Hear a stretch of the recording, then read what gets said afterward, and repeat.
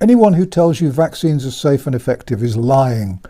That's the title of my book on vaccination, which I wrote a dozen years ago, and as far as I know, no one's ever complained about the accuracy of the title. They've probably moaned about it, but they haven't been able to disprove it because it's right.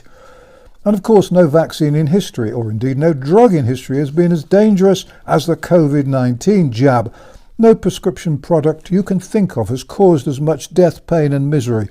The people who promoted it and gave it, often forcing it on people, should be serving lifetime sentences in prison without any chance of parole.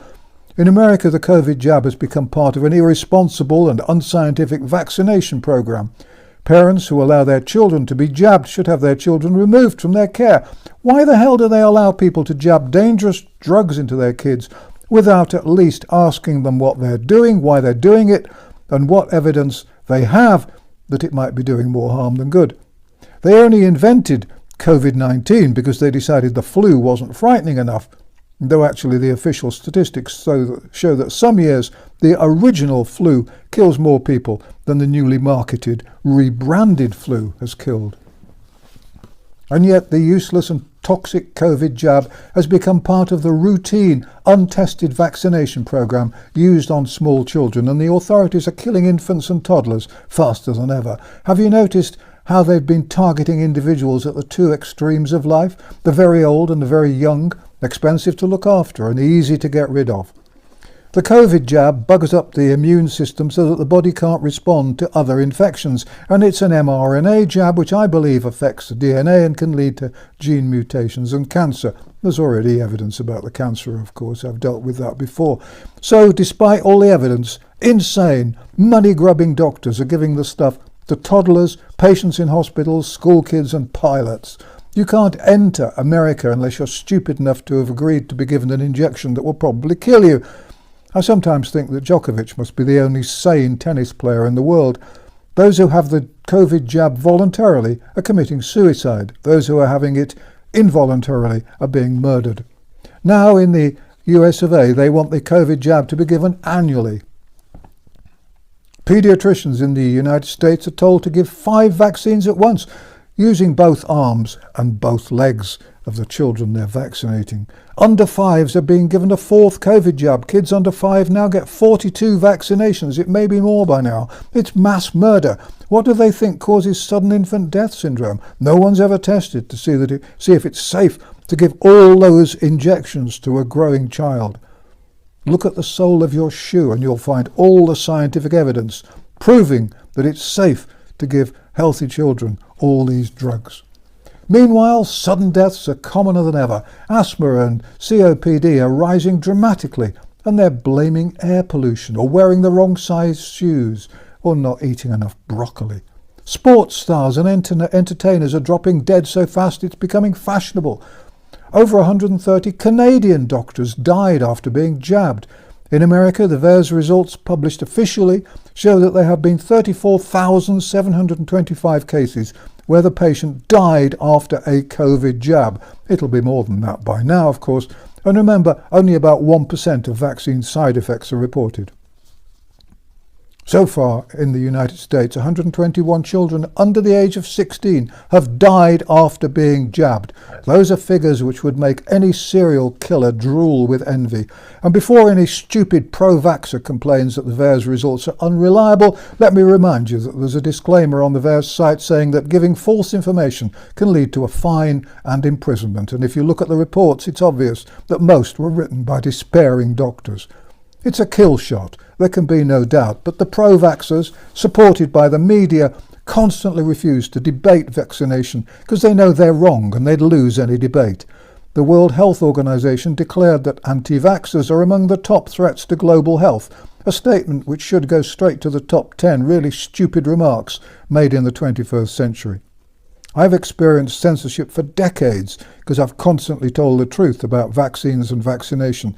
No one's ever found factual errors in any of the many statements I've made. Long before the fake pandemic and the fake vaccine were introduced in 2020, I was banned all around the world for telling the truth about vaccines.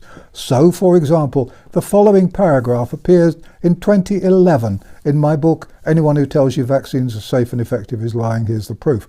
Here's the quote. Quote, "The power of the pro-vaccination lobby is powerful and far spread. When I wrote a column for the Oriental Morning Post in China, the editors were at first reluctant to publish a column I'd written criticizing vaccination. Eventually, the editors printed the piece, simply because I refused to provide an alternative. After the column appeared, my book publishers in China wrote to tell me that the Chinese government had informed them that they could no longer publish my books. My publishers in China had produced 4 of my books, all of which had sold very well, but they'd been told by the government that only medical publishing houses could in future publish books concerned with healthcare. Other Chinese publishers who'd shown great enthusiasm for publishing my books suddenly changed their minds." That's the end of the quote. Anyone who looks at the evidence knows that the COVID-19 jab, which doesn't do what the government and the medical establishment said it would do, but does do what I said it would do, is the most dangerous medical intervention ever produced. Everyone responsible for its production and promotion should, in my view, and I believe this will happen, they should be arrested. But no one will dare debate with me. The BBC has a rule about never allowing anyone to question vaccination. They know that the facts show that vaccination doesn't work and is dangerous, and they're frightened that I'll make vaccine supporters look like idiots. That tells you everything, doesn't it? If the pro-vaxxers thought they were right and I was wrong, they'd jump at the chance to make me look like a fool on live television, but their constant refusal to debate in public proves that they're wrong and we're right. Instead of an open, live debate, politicians and journalists who are pro-vaxxers censor me, suppress me and libel me. That's all they've got, censorship and abuse. If you want to know the truth about vaccines and vaccination, have a look at my book. Anyone who tells you vaccines are safe and effective is lying. Here's the proof. And here's another thought. I can't prove this, but I wouldn't put anything past the people flogging these very expensive, very profitable jabs. When there's another fake pandemic, there's going to be another fake, pseudoscientific, fake vaccine, another piece of mRNA junk. So how does anyone in the world know whether the next semi-compulsory jab will mix well with the first semi-compulsory jab? What are the odds that when the two combine in the patient's body, the patient will drop dead in 24 hours? I can't say that will happen, and the pro-vaxxers can't say it won't. Thank you for listening to me, old man in a chair. May God be with you. Paraphrasing the words of Rick of the excellent True News, I promise to give you the truth, the whole truth, and nothing but the truth, so help me God. Distrust the government, avoid mass media, and fight the lies. Please share this with everyone you know. YouTube banned me a long time ago, and I'm totally banned from all social media for the curious modern crime of telling the truth. But you can find me on vernoncoleman.com, where I've been sharing truths since long before the evil Google and YouTube were born. Thank you again for watching An Old Man in a Chair.